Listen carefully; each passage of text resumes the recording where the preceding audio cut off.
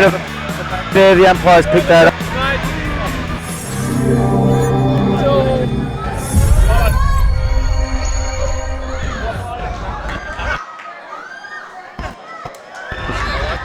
A good mark, pushing sideline there. Digger working hard for the ball.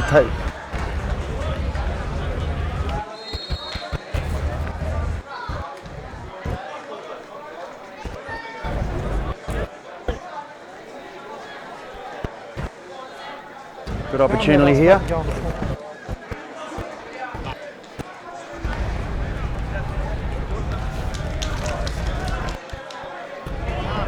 Singapore playing around with it a little bit in the back there.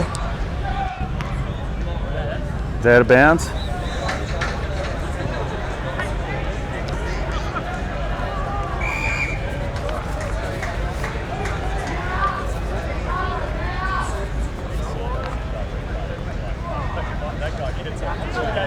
Singapore kicks it in, no. Yep. Game slowed up a little bit here. The boys showing a little bit of fatigue. The game should open right up here. Survival of the fittest, Asian champs. Most of these teams naming squads of about 30, 25 to 30 for a 16-a-side game. So they've already played 3 round games. This is a 15-minute half semi-final, and then we've got the grand final soon after this. So a real war of attrition, Asian Championships. Singapore and Hong Kong having won every Asian Champs for the last at least 8 or 9 years, but Malaysia certainly looking good this year to go one step further after reaching their first grand final in last year in 2015. That's a great kick, Singapore, and they're on the board with their first major for the day. Singapore taking the ascendancy early. 1 goal, 3 to Malaysia, still no score. Got here with me AFL Asia President Darren Whitfield.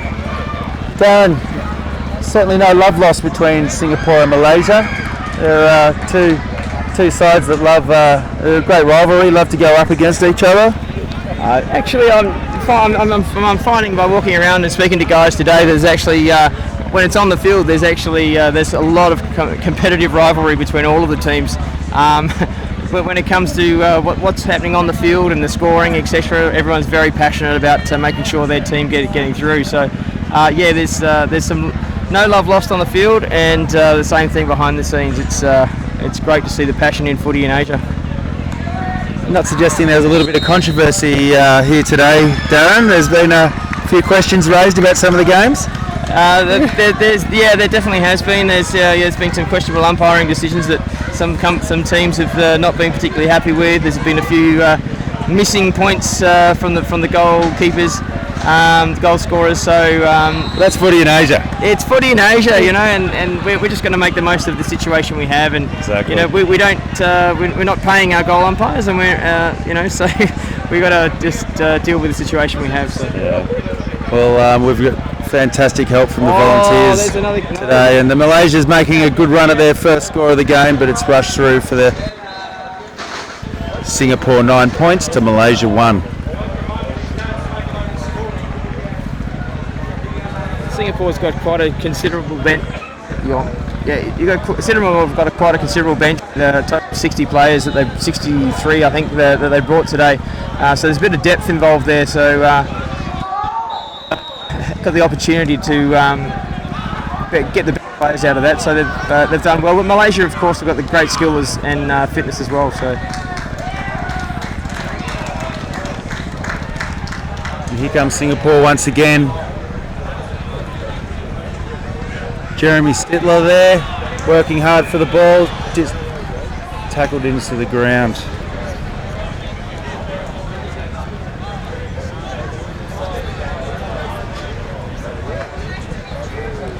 So who we got next with Singapore or Malaysia in the first semi, and we've got the second semi. It's Hong Kong Philippines. Hong Kong Philippines.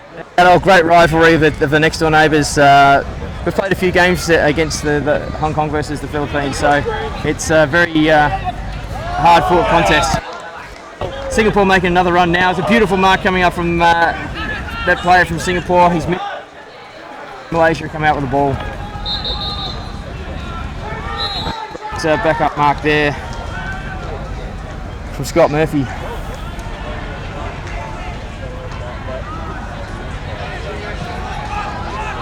Singapore have intercepted again. They're coming towards their goal. Malaysia are... Oh, here we go for another kick from Singapore. Singapore. Very happy with that goal. Very happy. 21 Jeremy Stittler having a great game. Singapore very happy with that. Well, the way it's going at the moment, Daz, could we be looking at yet another Singapore-Hong Kong grand final? I'll never say what's going to happen in the next game, but it's pointing towards that direction. So let's keep in tune and stay tuned to your Facebook Live, AFL Asia Facebook Live, to watch this game and all the way through to the grand final.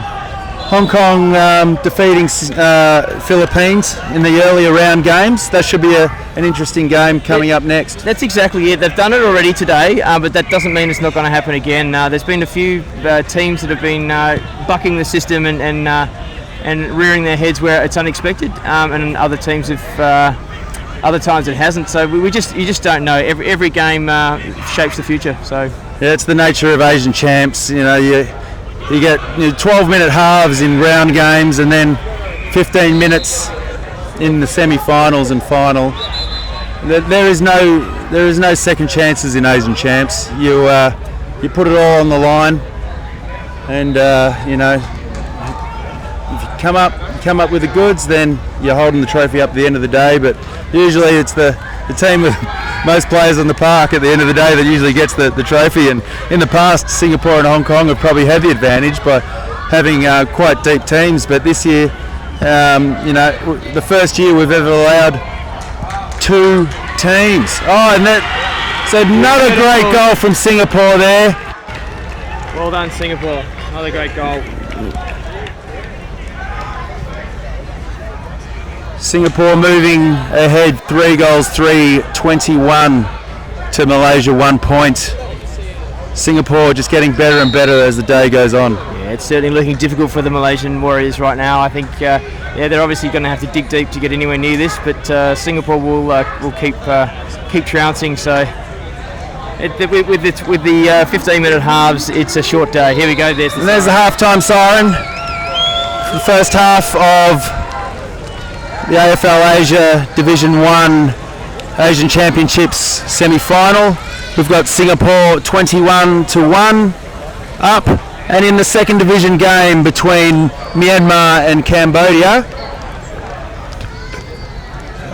score is currently Myanmar 20 to Cambodia 8.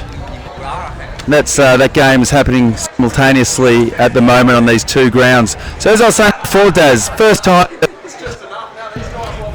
to allow teams to field 2 teams.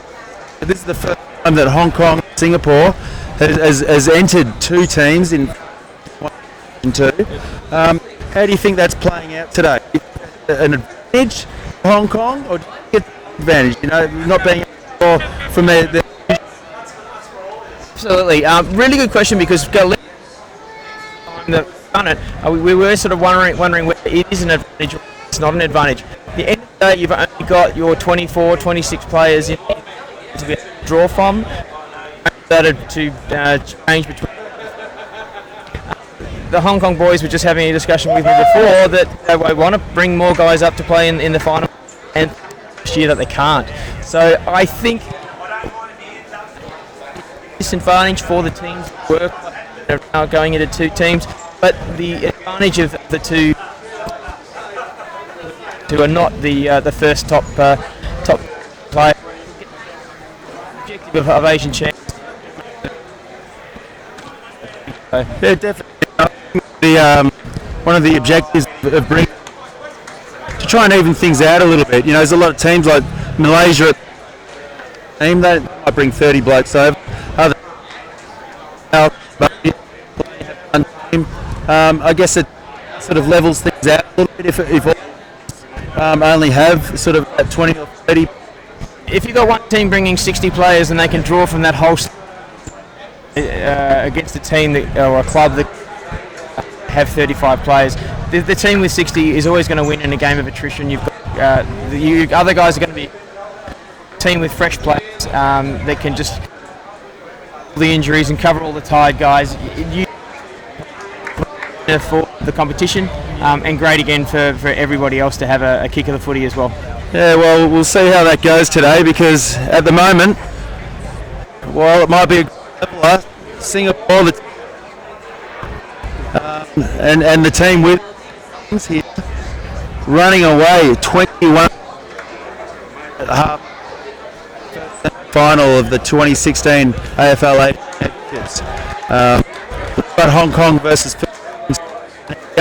that's going to be an absolute cracking game. A 5-minute half time at the moment for the semi-finals. All along it's just been really hot football. 12-minute halves, 3-minute breaks in games, 3-minute half times has just been non. It's absolutely tight as a fish. The whole behind it, but next the walking up really increased their quality in the but right now the red and yellow the players have been playing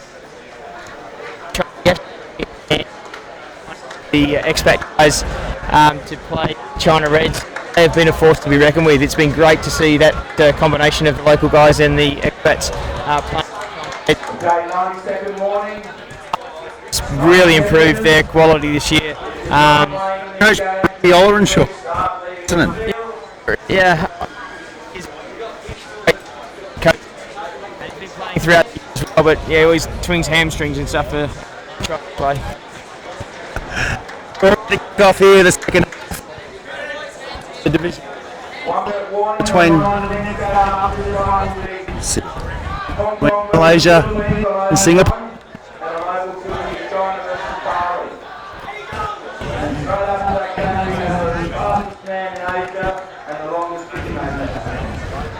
So we've got still plenty to happen here on AFL Asia Facebook.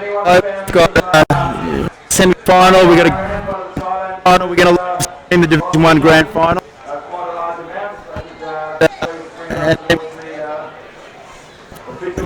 The Grand Final. We've got the longest kick in Asian, two competitions that are always a highlight of Asian champs, but Asian champs, it's not all serious, is it, Daz? It's, we like to come here and have a bit of fun.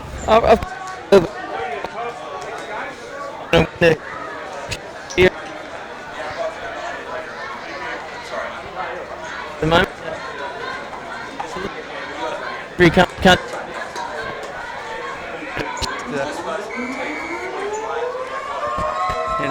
Second game, unfortunately, got the all clear, so I'm here to commentate the rest. Forward to see who's going to come up with it. Maybe Rick or Renshaw might have a go at it. Might be some other might be who might have a go and see how long they.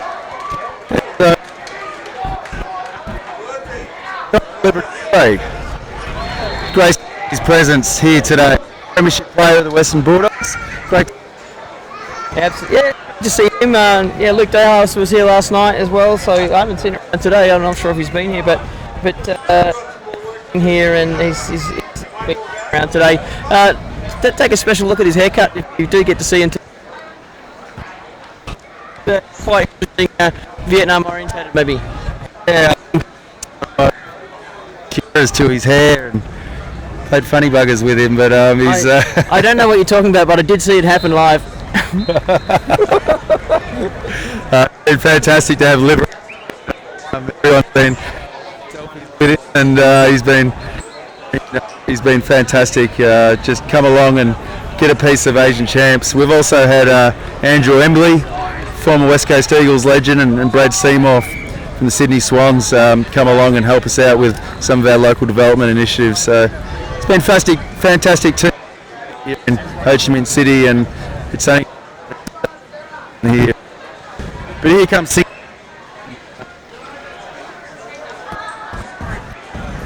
Malaysia. Back lines, bringing it out, come down the wing, and it's going for a few marks. Oh, Belly, very good, great mark. Right in front of the to get points for tonight. The Malaysians, good mark there from 41. Big Alex McFall. Comes Belly once again, busting through the centre half back position. Doesn't quite get his boot on the connection he wanted. Looking good for another goal here, and offline, sprayed that to the right, out of bounds on the full. Bit of an identity around Asia, former China Reds, now Singapore, former Singapore president. He's looks like he's still got a bit of run in his legs there. Well, he's a very quiet, shy type of fellow, so it's very easy to miss him. Bill, then of course, he's the first person you can hear when you walk into the stadium. So Belly's he's great football, that at all. So actually, with a good set, always a great person to be around for Asian champs. A lot of great characters in AFL Asia, and all these blokes just keep coming back. A lot of people travel. They'll play an Asian. Once you play an Asian champs, you've qualified for life. So you know, a lot of blokes go back to Australia after a year or two sabbatical in Asia, and you know, and keep coming back because it's such a 17 years now we've been doing this, and just gets bigger and bigger every year. Yeah, it sure does. Yeah, I remember my first Asian champs teams, and so we've more than now to include the local player, the independent local player games, and the women's game today for the first time ever, for strength to strength. All Asia Cup does yesterday. Fantastic three-team tournament between Indonesia, Indochina, and China. Indonesian boys getting up in the inaugural All Asian Cup. You think this will be a fixture on the AFL Asian Champs calendar in the future? Certainly from the feedback we got from the game yesterday is that everyone loved the game, and watching it was actually really enjoyable to watch. So I think there's definitely room in the calendar, maybe not at every Asian Champs, but definitely at one point throughout every year. If we can do that, that would be absolutely fantastic. Champs is a great place to do it because they've come into the place already. And here's Hughesy from Malaysia. It's the post. He can't quite get the first goal on the board for Malaysia.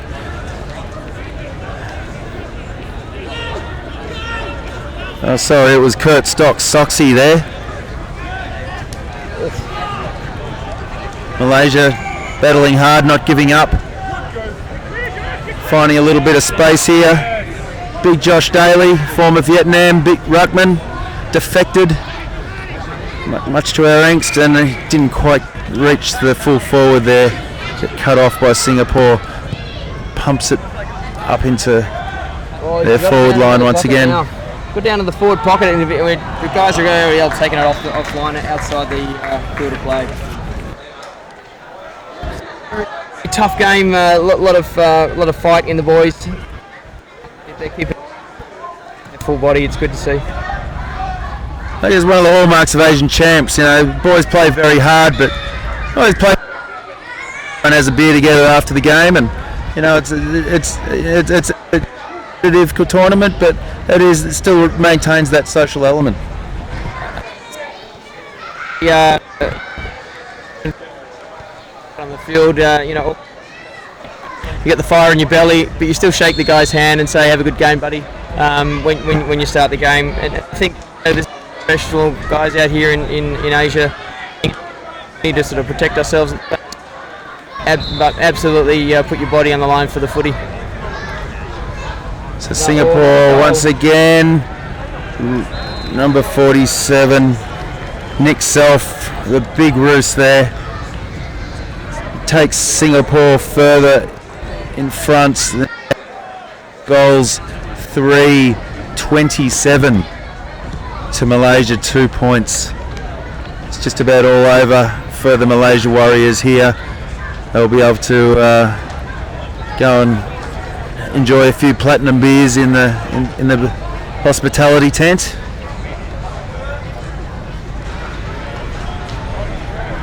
All right, it's coming back down again. Looks like another Malaysian opportunity. Mopped up by the great Singapore Wombats again. Beautiful switch to the fat side. Adam. So I've got here with me a head umpire, head official. Adam, how's the umpire's perspective? It's been a good contested footy as always. It's tight, to sure we get everything right, but we've worked on some things and it's been good. Behaviour's been good from all the players and all the things that we set out yesterday. No controversy. A couple of skirmishes. My first experience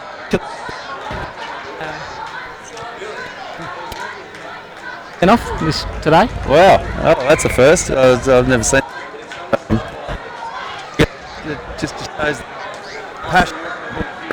There's a lot of passion. There's a lot on the line. There's a lot of passion. So you're the next game? No, Oh, okay. It looks like Singapore will be in that. It's the way things are going at the moment with 7 minutes left. Malaysia looking for their first goalkeeper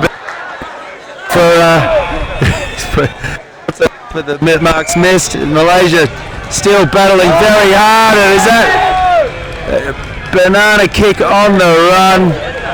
Fantastic snap, but that's a point. Singapore boys letting him know all about it. Are you filming this game? This one? Camera? You do 2? 1, 2.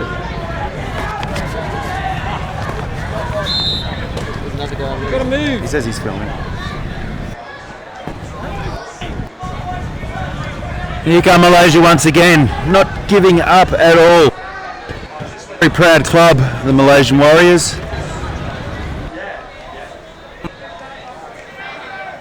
Here, right, we could actually get a bit of a storm and have a bit of a wet afternoon, so I hope that doesn't happen. Coach him in weather, you know what you're going to get. Comes Malaysia and sprayed it once again. It's just not Malaysia's afternoon. Really impressive performances in the games. Defeated, yeah, perhaps, and can't quite make things happen for them here in the second half. Yeah, the wind is certainly picking up here. Some leaves blowing around.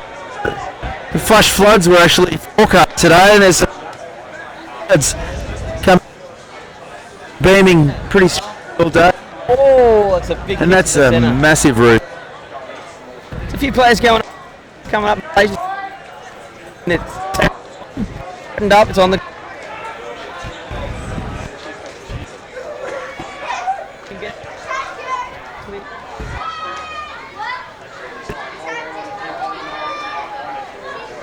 At 35 on the clock.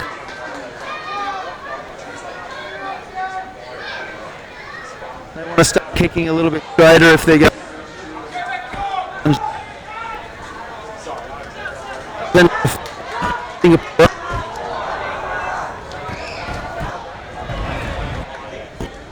Semi-final.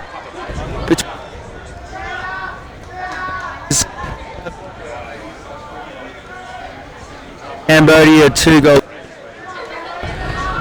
The Malaysia's coming in again and blocked out and marked by Singapore. Oh, the umpire calls a free kick to Malaysia. They got to get their first goal of the day.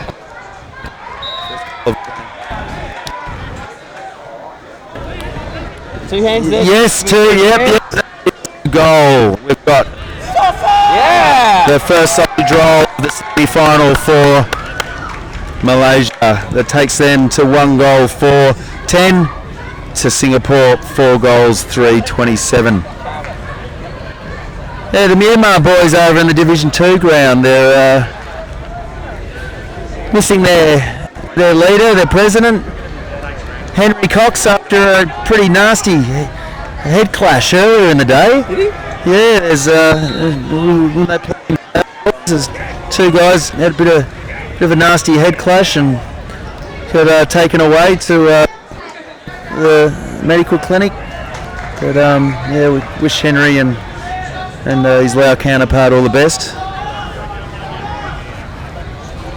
It does seem that the Myanmar Fighting Cocks are definitely increasing, keeping the momentum going with even with Coxie out of the picture. It's a great score for Myanmar, especially over Cambodia, who have played very strongly all days. Yeah, Myanmar sporting probably about 8 local Khmer dudes who were very impressive yesterday with the Indo-China combined team. Local development huge on the Cambodians' agenda. 80% of their budget goes on supporting local players to travel and learn the game of Aussie rules. It's something that we're starting to see a lot more right across Asia nowadays. Locals really becoming a feature of what was, in the past, a predominantly expat tournament. Well, it did start off as an expat tournament in 2000, and there's several games before that that were predominantly expat based. But the longer you live in Asia, the more opportunity there is to introduce the game to other guys. It's just a natural progression that guys are going to start enjoying the game, and you can see the China Reds over here warming up with about half of the guys there, local Chinese guys, and they whatever sports they're playing before.